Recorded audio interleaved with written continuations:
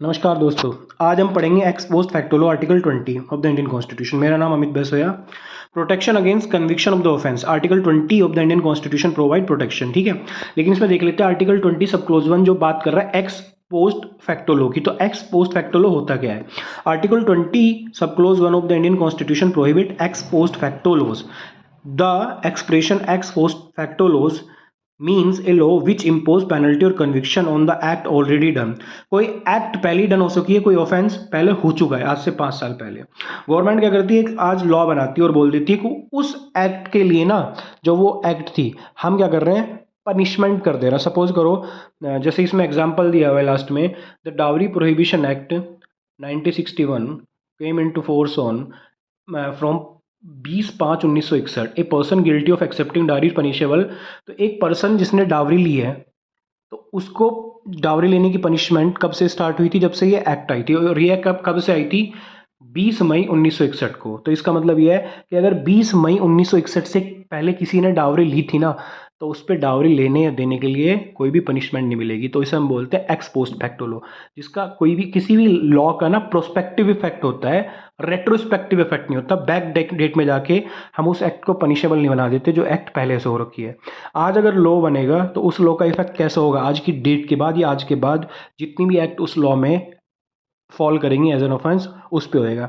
अब पहले क्या हो चुका है, क्या नहीं हुआ था, इससे उसको फर्क नहीं पड़ता। तो इसे हम बोल देते हैं x post facto law. Suppose करो कोई आदमी वही डावरी वाला डावरी आज ले रहा है, तो आज पनिशेबल है, लेकिन अगर उसने 20 मई 1961 से पहले ली थी तो वो उसे पनिशमेंट नहीं मिलता था।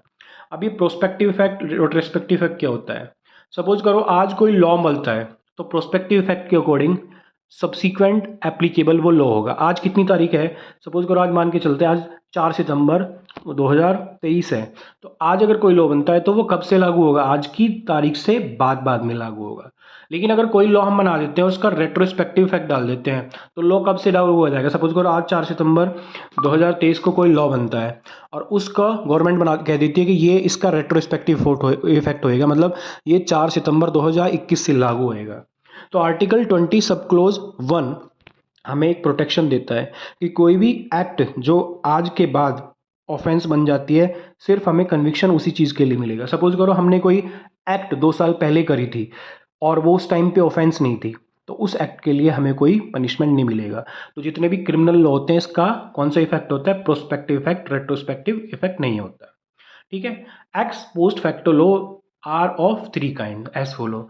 ए law which declare some act or omission as an offense for the first time after the completion of the act, a law which enhances the punishment, a law which prescribe a new and different procedure। तो जो पहली चीज़ है वो बता रहा है कि a law which declare some act or omission as offense। कोई एक लॉ बनाते हैं आज हम और कोई किसी एक्ट को हम प्रोहिबिट कर देते हैं। सपोज करो हम प्रोहिबिट कर देते हैं कि आज के बाद कोई रात को 10 घंटे नहीं सोएगा। ठीक है, लेकिन आज से पहले अगर वो 10 घंटे सोता रहा तो उस पर कोई फर्क नहीं पड़ेगा, आज के बाद फर्क पड़ेगा। इसे प्रोस्पेक्टिव लॉ बोल देते हैं। लेकिन अगर इसका हम रेट्रोस्पेक्टिव ख्याल डाल देते तो ये कौन सा लॉ हो जाता? Ex post facto law. ठीक है, लेकिन a law which prescribe, clause C देख लेते हैं, a new and different procedure for the prosecution of an offence subsequent to the commission of offence. तो आर्टिकल 20 सब क्लोज 1 बोलता है कि जो शुरू के पॉइंट है ना, ए और बी, उस पे सिर्फ एक्स पोस्ट फैक्टो लॉ की प्रोहिबिशन होती है। प्रोसीजरल लॉ पे एक्स पोस्ट फैक्टो लॉ की कोई भी प्रोहिबिशन नहीं हो सकती। मतलब कि सिर्फ सब्सटेंटिव प्रोहिबिशन है, प्रोसीजरल प्रोहिबिशन नहीं होती। गवर्नमेंट अगर चाहेगी तो ऐसा कोई लॉ बना सकती है जो बैक डेट में जाके जिसका इफेक्ट हो किस चीज़ के लिए? प्रोसीजर के लिए। लेकिन पनिशमेंट के लिए, कन्विक्शन के लिए बैक डेट में जाके कोई भी ऐसा प्रोविजन गवर्नमेंट नहीं बना सकती। Article 20 sub clause 1 provide no person shall be convicted of any offence except for violation of law in the force at the time of the commission of the act. मतलब कि suppose वही बात बोल रहा है कि जैसे हमने देखा था, सपोज करो 2013 में एक एक्ट आई थी, 2013 में एक एक्ट आई थी जिसे हम बोल देते हैं protection of women from sexual harassment at work place. अब ऐसी बात नहीं है, कोई स्पेसिफिक प्रोविज़न नहीं थे पहले, तो आर्टिकल सेक्शन 354 था हमारे यहाँ पे। लेकिन एक स्पेसिफिक प्रोविज़न कब बनता है? वो बन जाता है 2013 के बाद। तो 2013 से पहले अगर उसके अकॉर्डिंग कोई भी एक्ट हुई होगी तो उस पे वो पनिशमेंट लागू नहीं होता। वो पनिशमेंट कब से लागू होगा? 2013 के बाद से लागू हो जाएगा। 2013 से पहले कुछ डिफरेंट प्रोविजन हो सकते हैं, लेकिन कब, किस चीज़ के लिए? सिर्फ और सिर्फ सब्सटेंटिव लॉ के लिए, पनिशमेंट के लिए। गवर्नमेंट अगर चाहेगी तो प्रोसीजर बना सकती है, वो बोल देती है कि आज से पहले, सपोज करो कोई केस पेंडिंग है और उसका हम डिफरेंट प्रोसीजर बना रहे हैं, हम बोल रहे हैं कि आज के बाद ऐसे कोई भी केस पेंडिंग है वो कोर्ट को 10 दिन के अंदर डिसाइड करना है, तो उसका रेट्रोस्पेक्टिव को एक्ट कोर्ट कर सकती है। ठीक है। फॉर एग्जाम्पल, एक commit an offence in the year 1947, as per the act in that year the punishment was imprisonment, fine और both. The same act was amended 1949 which enhance the punishment of the same offence. तो ये कह रहा है कि ए ने एक offence किया 1947 में, जिसके लिए जो सपोज करो फाइन था 100 रुपये। सब्सिक्वेंटली गवर्नमेंट क्या करती है कि उस ऑफेंस के लिए ना पनिशमेंट बढ़ा देती है और बोल देती है कि अब जो पनिशमेंट है ना, आप कितने रुपए देने पड़ेंगे आपको? 500 रुपये।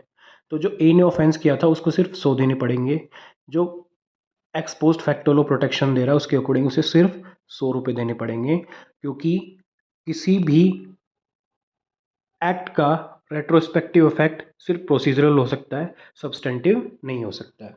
तो x post facto law basically है किसके लिए? आर्टिकल 20 जब आप पढ़ोगे तो पूरा का पूरा प्रोटेक्ट कर रहा है, प्रोटेक्शन दे रहा है राइट ऑफ अरेस्टेड पर्सन, जो राइट ऑफ कन्विक्ट पर्सन, ये राइट ऑफ एक्यूज पर्सन को।